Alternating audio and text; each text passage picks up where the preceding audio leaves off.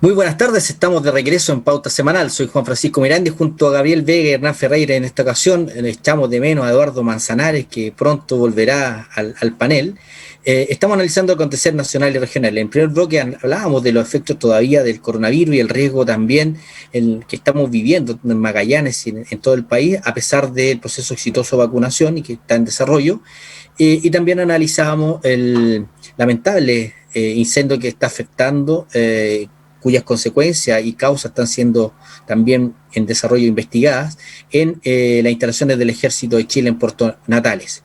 Reconocer el trabajo que están haciendo las brigadas propias del Ejército, de CONAF, los bomberos y también con apoyo logístico de diversas instituciones y también empresas, por qué no decirlo.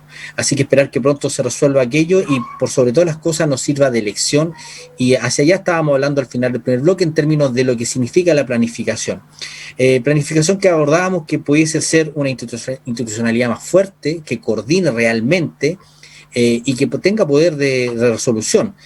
Todos hemos sido testigos cómo a veces en nuestras ciudades durante un año se rompe una calle para hacer un arreglo, al año siguiente viene otra empresa y tiene que romper lo que ya se hizo, y así suma y sigue, y finalmente todo eso lo terminamos pagando entre todos. Hacia allá apunta estos cambios que queremos, pero también ahí es donde uno echa de menos si la pregunta es necesariamente una institucionalidad más pública, o también se requiere cambiar la manera de resolver los conflictos o la toma de decisiones. Y digo esto porque el plan regulador que hoy día rige por la ciudad de Punta Arenas fue aprobado en el 2016, sin embargo, el estudio del plan regulador fue hecho en el 2009-2010, es decir, transcurrieron más de 6 años para recién tener aprobado ese instrumento. Y por lo tanto, la foto que se hace al momento de analizar puede cambiar, y así ha sido. Prueba de ello es que está hoy día en actual proceso de estudio una modificación al plan recientemente aprobado. El tema es que todas esas demoras terminan afectando a nuestra calidad de vida. En ese esquema, yo creo que eso en materia, por cierto, de los nuevos gobiernos regionales, está ahí en la ley, lo que tiene que ver con la planificación del territorio, pero no basta solo aquello, y yo al menos estoy convencido de que también tiene que haber incorporado un mayor nivel de participación. Y cuando digo participación, porque hemos visto toda la demanda y la necesidad que han tenido, por ejemplo, todo lo que tiene que ver con servicios públicos, eh, Río Seco, que después de tantos años hoy día tiene una brigada que con mucho esfuerzo recién hoy día se está implementando. Sin embargo, ese es un tema muy antiguo. Yo recuerdo al lamentablemente desaparecido dirigente Nivaldo Jaramillo, Río Seco, al gran amigo, que el 2009-2008 pedía, el Consejo Regional de la época tenía la convicción de concurrir con recursos para construir un cuartel, pero sin embargo fue la propia institucionalidad de Carabineros en ese momento que no estaba de acuerdo. Y si analizamos nuestra ciudad, vemos que sigue creciendo en el caso de Punta Arenas, pero también ocurre en otras capitales provinciales. Vemos que los servicios básicos, como por ejemplo las compañías de bomberos, se ha avanzado sí en salud en términos de los propios consultorios, pero también poblaciones nuevas con jardines infantiles, los establecimientos educacionales, o sea, todo lo que tiene que ver con la planificación, que se traduce en mejor calidad de vida. Eso no son temas que lamentablemente no son abordados con fuerza. Vemos también, y ese es el otro tema que yo les quería mencionar, muchachos, cómo vemos en nuestra ciudad el incremento de familias que viven en condición de campamento, sin servicios básicos, y no solo en campamentos, sino que este sector mal llamado periurbano, sino que este sector de extensión urbana propiamente tal, todavía tenemos familias que no tienen los servicios básicos como luz, agua, alcantarillado, gas, y ni hablar de conexión a internet. Frente a esos desafíos que se hace cargo la política y que tiene que hacerse cargo la política, ¿cuál es la mirada que ustedes tienen? Y si ese es el gran desafío que deben tomar, y le hago la pregunta, nuestras nuevas autoridades que vamos a elegir en 2 semanas más, si es que no hay un cambio de fecha, si esas son las prioridades que se está esperando y que son resorte de autoridades locales, porque probablemente hay otros tipos de necesidades que vemos en materia previsional que son resorte de ley, del presidente, del Poder Ejecutivo, pero hay aspectos propios que son de autoridades locales, que son las que tenemos que tomar conciencia, y por eso un poco este programa lo hemos orientado, dada la mala noticia de lo que ocurrió en Puerto Natales, y, por cierto, como ejemplo, generar esta discusión. Gabriel, tú que estás de candidato a concejal y estás también viviendo en Punta Arenas, por cierto, ¿cuál es tu mirada respecto a cómo podemos mejorar esto? Y que no pasa solo por esperar un instrumento, sino que también aquí se falta una coordinación y también que exista de manera formal la participación de las comunidades a la hora de definir cuál es el tipo de desarrollo que requieren para su medio ambiente y, por cierto, su comunidad. ¿Cuál es tu mirada respecto a esos temas? ¿Son temas que realmente son importantes o crees que esto, porque aquí hemos visto que el mercado aquí en esto no puede mandarse solo y no funciona solo a la hora de planificar una ciudad? Pero, por ejemplo, una ONG, y no quiero quitarle el honor institucional a lo que es Bomberos en Punta Arenas, pero que finalmente es una organización no gubernamental, una corporación sin fines de lucro, tiene que asumir, y cómo asume, y con ayuda de quién, lo de Río Seco. Es más, yo creo que en materia de salud primaria no está resuelto con el Centro Comunitario de Salud Familiar lo que hay en Río Seco. No me refiero a la institucionalidad, me refiero a que no tienen sillones dentales, no tienen sillones de matonería, hay una oferta muy limitada de salud ahí, que es para control crónico, que es para algo bastante básico. Y tenemos que pensar que eso al futuro puede ser un consultorio más, un centro de salud familiar más, a pesar de que los costos de administración de cada centro de salud, yo sería partidario de menos centros de salud más concentrados como estrategia, pero por los costos de administración que no pueden ser tan altos, mientras más desarmas las instituciones, y a eso voy al otro punto. ¿Queremos más instituciones que regulen? ¿Más costos administrativos? ¿Más grasitas en el Estado? ¿O queremos más facultades para las que ya hay? Yo soy muy partidario de que los municipios tengan mucho más facultades. Por eso, dos temas. Lo primero, a todos los candidatos constituyentes, sobre todo a los que salgan, es necesario que la nueva constitución tenga una norma de que toda labor que tenga que hacer los municipios venga asociada a las lucas. Que cada vez que se le otorgue una facultad por medio del Parlamento, por medio de una ley al municipio, vengan los recursos asignados y de dónde van a salir y cómo se van a gastar en el municipio. Porque muchas veces el Estado manda a los municipios a hacer cosas así, bien gracias, sin mucho mayor aporte de recursos. Y segundo, que sean, y también que sean los recursos suficientes. No queremos más Cormupa, yo creo. Nadie lo quiere. En el sentido de aclarar, Cormupa en el sentido de una institución que hoy día presenta un déficit y no solo ahora estructural y que no tiene... No queremos más los déficits que tiene la Cormupa en un organismo tan fundamental. Lo segundo es, aquí tengo un argumento a favor del Estado unitario versus los estados federales o regionalizados o plurinacionales. No me estoy cerrando a ninguno de ellos, pero sobre todo en pandemia y sobre todo en las vacunaciones se ha demostrado de que la institución más cercana a toda la comunidad y la más eficiente para realizar las labores fundamentales son los municipios. Yo creo que hay que empezar a construir estados desde los municipios hacia arriba, hacia las provincias, las regiones, y así ir creciendo la institucionalidad y no de otro modo. Y de hecho, crear instituciones intermedias lo único que hace es limitar el poder de los municipios. Sí, estos órganos coordinadores, por supuesto que tienen que haber, sobre todo en estas conurbaciones donde las comunas limitan urbe con urbe. Y para los problemas locales, sé que están las participaciones ciudadanas ya funcionando para el tema de regulación, también para, se aprobó recién el Pladeco, para todos los instrumentos de planificación, pero yo insisto que en el futuro tenemos que empezar a pensar en instrumentos más flexibles, en herramientas más flexibles, menos burocráticas, y que tengamos la facultad de intervenir en ellas constantemente y no cuando se están cumpliendo los plazos.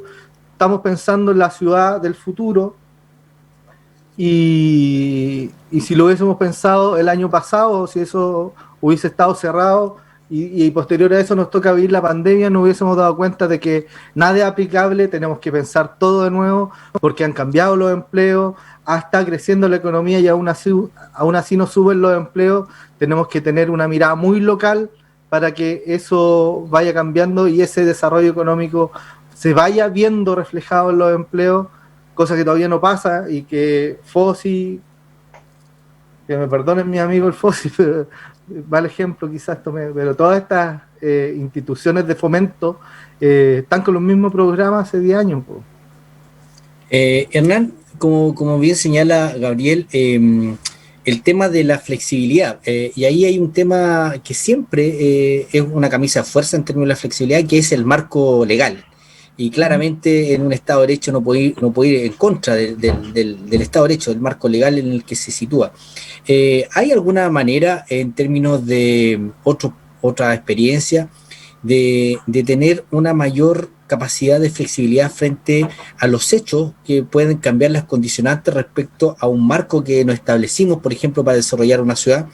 Porque ahí como que a veces chocan también otros elementos que son súper importantes y que también va a estar en juego, que frente a un bien público también está el concepto de lo que es la propiedad privada. Entonces muchas veces, por ejemplo, hay decisiones que uno puede justificar desde un punto de vista, pero que contravienen otro Estado o otro rol o de alguna manera otro poder que lo da el hecho, por ejemplo, en este caso, la propiedad privada. Entonces lo planteo en ejemplos concretos para aterrizarlo en el caso de Punta Arenas, donde se ha definido, por ejemplo, y ahí está en el plan regulador, que en el club hípico no se puede construir nada. Sin embargo, los dueños del club hípico obviamente tienen otros intereses, y la ciudad hace rato está pidiendo que ahí se construya un parque o un espacio público. Ese tipo de tensión en términos de desarrollo, ¿cómo tú lo ves de cara a que no tengamos que esperar, hecho un marco legal, 6 o 10 años para poder modificar aquel? ¿Cuál es tu mirada respecto a cómo pudiésemos tener una mejor manera de trabajar y por sobre todo desarrollar una ciudad o un territorio? Creo que los instrumentos están incluso en la actual Constitución, ¿ya? Esta discusión que tuvimos hace un tiempo atrás de derecho de propiedad, cierto que estaba omnipresente el derecho de propiedad y que estaba muy exacerbado, según algunas personas, el derecho de propiedad en la Constitución. Y yo señalaba que no, porque la misma Constitución establece la función social de la propiedad. Hay una limitación. Y son los tribunales los que tienen que ver esa situación. Porque un día reflexionaba con que el chileno quiere toda la ley. Toda la ley. Si no está la ley, como que no existe. Claro, no somos un país de leyes. 20.000 leyes, ¿no? Hiperlegalizado. Y los países más modernos, la jurisprudencia, lo que dicen los tribunales, ¿cierto?, van haciendo, ¿cierto? De alguna manera las leyes van dando sentido. Son leyes breves, normas breves, pero que le dan gran contenido. Los tribunales de justicia, la jurisprudencia, la doctrina, la experiencia, los precedentes. Acá no, si no está la ley, pareciera que no existe. Y creo que están propios. Bueno, yo creo que fue culpa me impresiona que de Portales, ¿cierto?, donde dice la ley es la que aquí manda. Y esto termina en el Código Civil chileno, ¿cierto?, donde la ley es la que manda como la soberana de todo. De hecho, es una... Bueno. Entonces, pero no, creo que debemos ir y te lo digo porque tú señalabas esto del ruido hípico, y yo no estoy diciendo que es... Yo quiero explicarme bien. Si efectivamente una situación, como por ejemplo como las aguas, fíjate el tema de las aguas, le dieron ¿cuántos? 100 litros, no me equivoco, diarios a las personas en Petorca, si no me equivoco, o los tribunales, la Corte Suprema. Uh-huh. O sea, fue por la vía jurisprudencial, por el derecho de propiedad, el derecho al agua, en que se estableció esto. O sea, hay salidas, y esto de que el agua tiene que ser, ¿cierto?, cuando la ley dice que el agua es un bien nacional de uso público, lo dice, pero no, hay gente que dice, no, que tiene que estar en la ley, que si no está en la ley no está en ningún lado. Si eso es una falsedad absoluta. Son los tribunales, la doctrina, los precedentes, la práctica, la que va cambiando los sentidos de las leyes. Es un tema. Lo otro, se habla acá de los municipios. Yo no sé por qué la gente, hay políticos que son tan contrarios a la municipalización de la enseñanza. Dicen, no, tenemos que descentralizar. Tenemos que descentralizar los municipios. No, pero la educación yo no la quiero. La salud tampoco la quiero.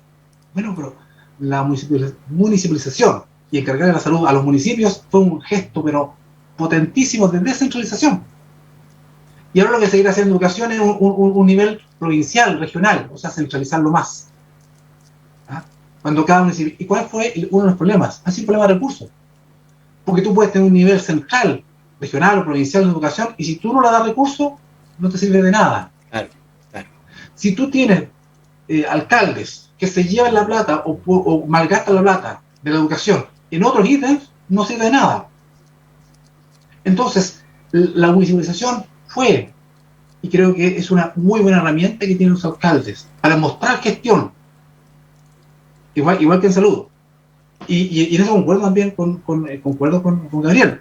Claro, porque si te dan una facultad y no te dan ¿cierto? Todos los recursos, claro, te dejan, ¿cierto?, sin poder ejercer esa facultad y te echa la culpa a ti. Pero descentralicemos, sigamos con la educación en la municipalidad, la salud también, demos los recursos correspondientes y la gente va a ver que lo que decía Gabriel, este nivel de vacunación, ¿cierto?, fue en la municipalidad que se hizo, no se hizo a nivel central. Sí, pero lo que llama la atención es que toda ley, al menos corrígeme si estoy equivocado, pero toda ley previo a la discusión tiene que tener un informe financiero, donde esa ley se establece cuánto cuesta, cuánto más o menos de la estimación de lo que va a costar la implementación y también de dónde van a venir estos recursos. Entonces lo que llama la atención, y lo hemos visto, porque la realidad así es, que hemos visto muchas leyes que a la hora de implementarla son letra muerta, porque en realidad no tienen los recursos adecuados que estaban contemplados en la ley. Entonces, a rato ahí es donde uno exige, ¿quién tiene la culpa?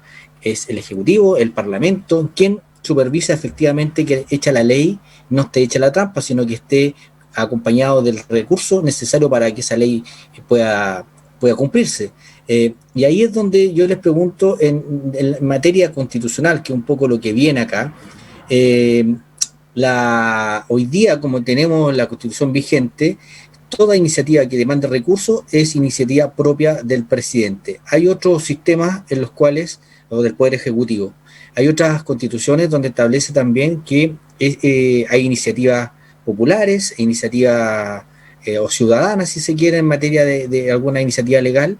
¿Cuál es la mirada que tienen ustedes respecto a este tema en particular? Y que también yo creo que va a ser parte del debate de lo que va a ser esta redacción de una nueva constitución. Voy contigo, Hernán, para finalizar los minutos que quedan con Gabriel. Bueno, mira, a ver, yo insisto en el tema, digamos. Y tú dices que hay leyes que efectivamente salen desfinanciadas, ¿cierto? ¿O quién tiene la culpa? Bueno, en la municipalidad no estamos viendo que no, el municipio no es el culpable, eso estamos de acuerdo. Ojo, porque muchos alcaldes, ¿cierto?, en vez de pagar las cotizaciones, ¿qué hacían?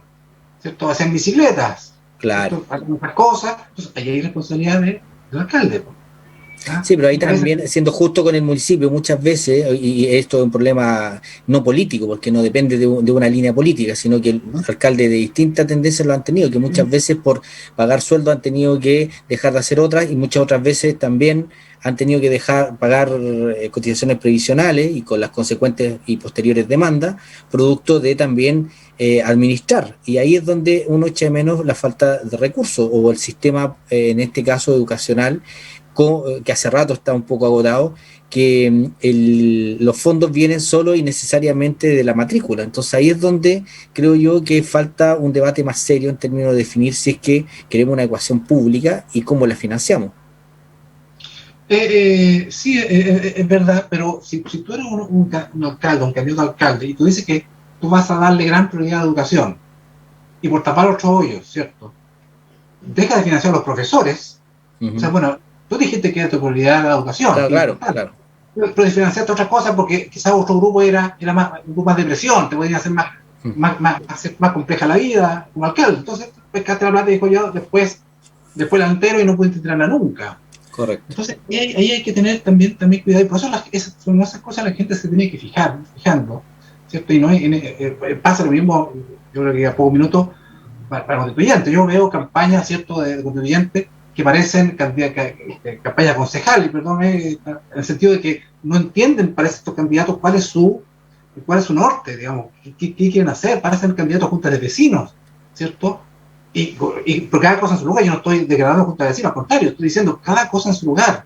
Así como un presidente de junta de vecinos no puede estar hablando de querer cambiar la constitución, un constituyente no puede estar hablando de las calles, ¿cierto? Y de las otras cosas. Entonces, o andan en caravana con globitos que parecen con fiesta de cumpleaños de cabros chicos, digamos, eso, con globitos por las calles, digamos. Bueno, ¿de qué estamos hablando? ¿Estamos hablando de cosas serias? ¿O estamos hablando de una fiesta para ellos? ¿Ah? Es una cosa infantil. Sí, entonces, por eso es importante la información y hacemos el llamado en este programa y en cuanto espacio tengamos de que nuestra comunidad se informe a la hora de votar. Gabriel, tu mirada respecto a lo que estábamos conversando. ¿Se acuerdan la ley Cholito? Ley sí, Cholito, claro. Le decía a los municipios, fiscalice la tenencia responsable de animales, mascotas, por los vecinos, los tiene que chipear ya. ¿Cuántos municipios, cuántos recursos le dieron a municipios para esto? 0. ¿Cuántos municipios tenían? 1 de 4 tenía los recursos como para cumplir con este mandato. O sea, te hacen la ley y no te dan los recursos. Eso tiene que venir vinculado y recursos suficientes. ¿Qué pasa en salud? El municipio realiza un plan, lo aprueba el Consejo Municipal, se va a redes asistenciales. Aquí, Servicio de Salud Magallanes. Te revisan la planta y dicen, sí, ok, esto es suficiente, están los recursos para esto, y tenía el per cápita mensual y financia de acuerdo a la gente que está inscrita en el sistema. ¿Qué pasa a diferencia en educación? Puedes matricular a todos los niños, pero si no van a clase, no te subvencionan. Hiciste un instrumento de planificación, te lo revisa el sector, pero finalmente no puedes planificar de verdad si no vas a saber cuántos recursos exactos vas a tener. Y es más, esto es lo más antipopular que va a decir un candidato hoy día. Hay mucha cantidad de funcionarios que hoy sobran en el sistema educativo de la Corporación Municipal de Punta Arenas, todos lo sabemos, se habla poco de esto, y para poder, porque ha disminuido la matrícula, sobre todo en escuelas específicas, para poder disminuir esas El caso planes, más emblemático es el liceo de niñas, ¿no? El liceo de niñas, el liceo de niñas, el ex liceo de niñas. María Betty. Bueno, ¿cuánto sale desvincular a las personas que quedan sin labor? ¿Esos fondos de dónde vienen? ¿Los tiene que asumir la corporación? ¿Nos vienen del...? Claro, el Ministerio de Educación tiene un fondo para que te ayuda a los retiros, pero finalmente no es suficiente como para que se ejerza esa labor. Me gustaría más que en educación se hiciera como en salud, donde el sector te revisa lo que aprobó el municipio y te asocia los recursos. Claro. Ya lo extra es responsabilidad de la entidad administradora. Lo extra es que también los sectores de salud y educación, sobre todo cuando son administrados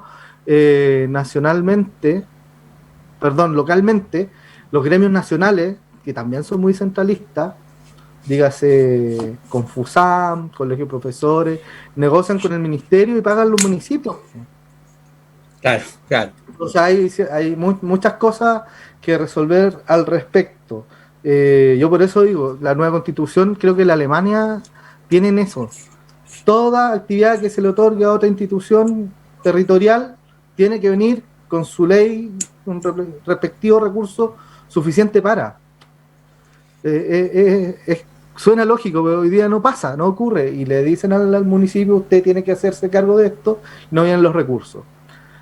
Claro, estamos en pandemia, vamos a extender los permisos de circulación, y esos recursos para los municipios. Claro, nadie los suple, y en eso, claro, terminan otro administrando el bolsillo, en este caso del municipio, tomando las decisiones, y tiene ese impacto y ese efecto. Pero también ahí, a modo de reflexión también, decir que uno lo que busca es que hay aspectos, a mi modo de ver, que no deberían depender de la gestión de una autoridad en particular. O sea, que cambie un alcalde, que cambie o alcaldesa, que cambie un gobernador. Hay aspectos de nuestro desarrollo en nuestras ciudades, en nuestras vías, que no debiesen tener ningún impacto en materia, por ejemplo, de desarrollo de infraestructura. Poco debiese importar la gestión de un alcalde para efectos de dar una buena salud, una buena educación, una buena calidad de vida en términos de desarrollo armónico de una ciudad. Pero para eso se necesita lamentablemente tener instituciones fuertes, empoderadas, pero también con financiamiento, como ustedes señalan. Yo creo que un poco eso es el ánimo del tema de hoy, de haber conversado un poco de planificación de nuestras ciudades, de los conflictos que tenemos, de los desafíos pendientes que están.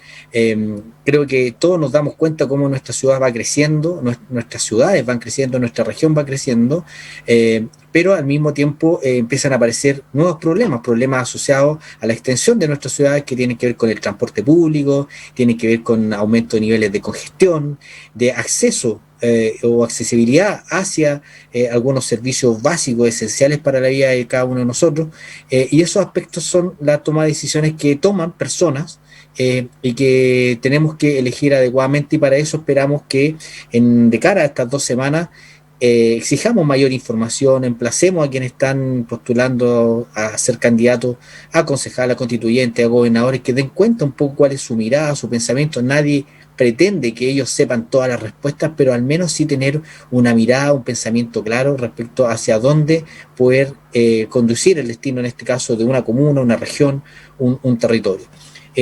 Yo aprovecho de despedirme, Hernán, Gabriel, desearle un buen fin de semana, y por sobre todas las cosas hacer un llamado a nuestra audiencia, a nuestros televidentes, a seguir cuidándose, seguir respetando estas medidas sanitarias, de seguridad. Felicitar a todo el mundo de la salud, que ha hecho un trabajo encomiable en términos de lo que ha significado el proceso de vacunación, pero también reconocer que aun cuando tenemos eso como algo grato, y por ahí Magallanes, que hace un tiempo atrás era símbolo de que las condiciones estaban muy malas, hoy día aparecemos a nivel nacional como un territorio que está saliendo adelante. Pero no bajemos la guardia, por el contrario, cuidémonos e insistir que la vacuna lo único que hace es que disminuye, si usted es contagiado por coronavirus, disminuye la probabilidad de que su situación, su salud se agrave. No, en ningún caso evita que usted no se pueda contagiar, y por lo tanto, mientras todavía exista un porcentaje importante de la población sin vacuna, para quienes todavía no estamos vacunados sigue siendo un riesgo esta pandemia. Así que el llamado en ese sentido a la responsabilidad, a la comunidad, a cuidarse. Estamos en una situación crítica en términos de capacidad hospitalaria, y por lo tanto hemos aguantado tanto, con tanta dificultad, y la mejor manera de ayudar incluso a quienes también lo están pasando mal económicamente es salir pronto de esta crisis, y eso lo tenemos que hacer con responsabilidad. Mientras antes todos tengamos la vacunación y al mismo tiempo no tengamos el riesgo de contagio, vamos a tener un mejor año 2021. Que tengan un buen fin de semana. Hasta la próxima. Polar Comunicaciones, radio, televisión y redes sociales presentó Pauta Semanal.